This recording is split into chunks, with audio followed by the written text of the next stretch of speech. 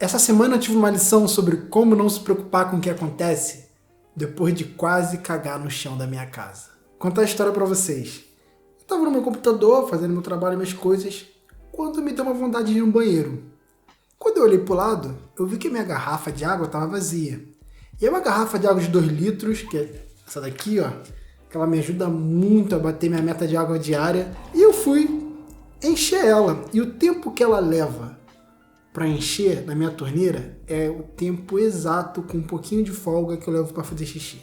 Então botei ela lá para encher, fui no banheiro, eu faço xixi sentado e eu não vou explicar aqui o motivo disso. E quando eu estava ali atendendo a minha necessidade, de repente eu senti meu corpo mandar um sinal. Um sinal de que ele tinha uma outra necessidade para ser atendida. É, exatamente isso. Ele queria mandar o número 2 ali naquela hora, com a garrafa enchendo na pia, e o número 2 leva mais tempo do que eu gostaria. E eu tava ali, vendo meu corpo fazendo o que ele bem entendia, enquanto eu ouvia o barulho da água subindo e minha mente ficando mais agitada. Eu comecei a pensar até em cortar o cocô no meio e ir correndo, arriscando sujar minha casa para não deixar a garrafa transbordar. Tudo tem o seu tempo. Então o que eu fiz? Eu respirei e pensei: bom, o universo sabe o que faz, eu não vou me preocupar, vou deixar as coisas acontecer e eu vou só seguir o fluxo desse rio. O barulho da água continuou a subir e o meu número 2 magicamente levou exatamente o tempo que meu xixi leva. Eu levantei, sem afobação, fui fechar a torneira, voltei pro banheiro e fui fazer as outras coisas que eu tinha que fazer e o resto vocês já imaginam. O título do vídeo, mas essa história com que eu abri ele, pode parecer claro o ponto que eu tô querendo fazer, mas o buraco é um pouquinho mais embaixo e eu vou desenvolver ele. Isso que aconteceu nesse espaço de tempo curto também se repete na nossa vida o tempo todo em escalas de tempos diferentes. Por exemplo, amanhã de manhã você tem um compromisso cedo e na noite anterior você não dormiu nada bem.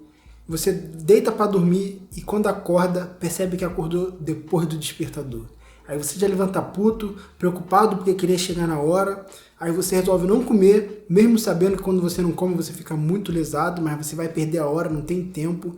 Então você sai correndo, pega o ônibus e para completar, o ônibus quebra. Você começa a ficar desesperado, querendo consertar essa cagada que o universo está fazendo com você e passa a viagem inteira nessa agonia. Você chega no compromisso e lá você descobre que a outra pessoa não chegou. Você está lesado no sono, suado, estressado, tudo para poder chegar na hora que você acreditava que era importante chegar. Eu dei esse exemplo para mostrar esse fenômeno acontecendo num período de tempo maior que uma cagada surpresa de 2 minutos. E isso acontece em todo tipo de período de tempo. Onde o emprego que você perdeu 2 meses atrás acaba permitindo que você encontre um emprego melhor hoje. Tudo acontece por um motivo. E a gente fica querendo controlar tudo o tempo todo para que cada coisa aconteça exatamente como a gente imaginou. E quando algo desvia 1 milímetro do que tínhamos em mente, a gente começa a ficar agitado, começa a tentar mudar as coisas e forçar o mundo a se comportar como a gente tinha em mente e criar uma enorme resistência a Deus, o universo, como é que você preferir chamar, e a gente acaba complicando tudo. E o que parecia que ia dar errado na nossa mente, às vezes não dá, ou realmente dá errado. Mas você percebe como dar errado é uma percepção limitada ao momento do tempo que você tá? Porque o que um dia para você deu errado, hoje pode ser um dos seus motivos de gratidão. Mas no instante que a gente está vivendo o caos do mundo, a gente bota a culpa no universo cruel, é tudo um castigo, parece que o mundo está contra a gente, e você apenas não deu tempo para as coisas seguirem seu próprio caminho e chegarem no seu destino. Eu descobri uma das peças fundamentais para improvisadores tipo os Barbichas criarem essas histórias hilárias que a gente assiste e não entende como foi possível eles fazerem tudo aquilo na hora. Eu estava lendo esse livro aqui, ó. Esse bichinho, Blink, ele fala sobre pensamento rápido. Basicamente o nome do livro é Blink, o poder de pensar sem pensar. Então ele fala como muitas das coisas dependem desse pensamento rápido e como ele acontece ou não acontece. Eu estou no meio do livro ainda, não cheguei no final, mas no livro ele usa os improvisadores como exemplo E ele fala sobre uma regra que é básica para o processo todo da improvisação, que é a regra da aceitação. Eu não sei se é bem esse nome, porque eu estou lendo em inglês, mas traduzindo seria tipo isso, regra da aceitação, onde os participantes que estão envolvidos naquela sketch ou na peça, eles têm que aceitar a sugestão dos outros participantes, porque se eles negam alguma das sugestões, eles travam a história, eles travam o processo, a história não flui, inclusive perde a graça. Então você consegue ver, por exemplo, no vídeo dos Barbichas, como quando eles estão improvisando uma história, você vê que eles nunca negam uma sugestão que o outro dá. Se algum dos atores não quer seguir naquele caminho, ele sugere um caminho novo, ao invés de negar o caminho que um dos outros sugeriram. Eu vou deixar o canal dele linkado aqui no card para vocês entrarem lá e darem uma olhada e perceberem isso. O quanto eles vão sempre empurrando a história para frente com sugestões novas ou simplesmente mergulhando na sugestão do que um já deu. E a vida, como grande jogo de improviso que é, a gente não faz a mínima ideia do que está acontecendo. E a vida não anda se a gente se recusa a aceitar o que está acontecendo. Quando você embarca nas coisas, você vê elas fluindo. Quando você nega que algo está acontecendo, você vê como a sua vida trava e como as coisas parecem que não andam, não funcionam muito bem. Meu PC queimou essa última semana devido a uma falta de luz e eu fiquei praticamente 2 dias sem trabalhar. E eu não fazia ideia de onde esse evento poderia dar. Então eu fiz o que estava para fazer de melhor. Fiquei presente, adiantei algumas tarefas que eu não adiantaria nesse momento, fiz algumas outras coisas.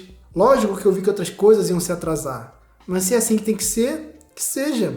Não é meu papel fazer a vida não ser o que ela estava sendo bem diante dos meus olhos. Eu só tenho que aproveitar a jornada e fazer uso do que tem à minha volta, do que eu estou recebendo. Porque quem sabe dos livramentos e as bênçãos que esses pequenos infortúnios podem levar. Por isso a importância de agradecer. Porque quando você olha para aquilo de coração aberto, você aceita aquilo como é. Independente do malefício aparente ou do benefício aparente, você entende que aquilo tem um valor. Mesmo que você não saiba o valor, mas você entende que tem um valor. E várias vezes eu estava em alguma situação desconfortável e eu não entendi o porquê aquilo estava acontecendo. Mas no fundo, quando eu parava para pensar, não importava.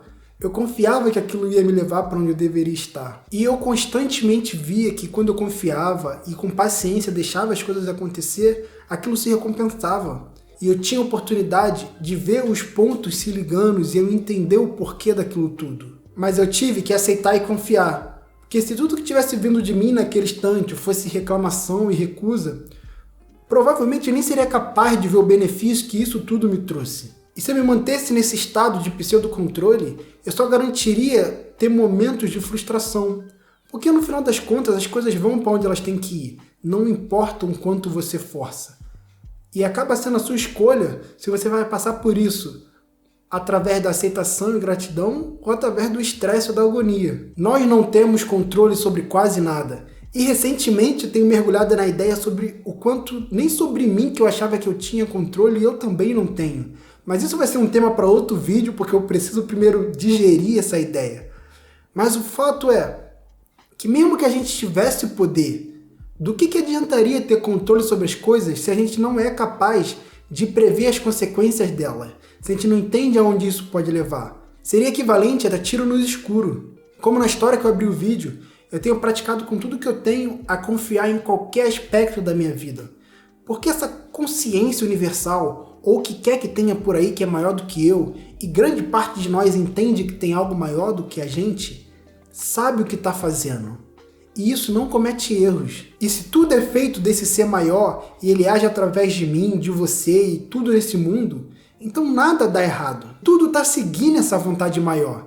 E ela vai me auxiliar a eu chegar onde eu tenho intenção de ir. Eu só preciso confiar. Te vejo no próximo vídeo. E busque conhecimento.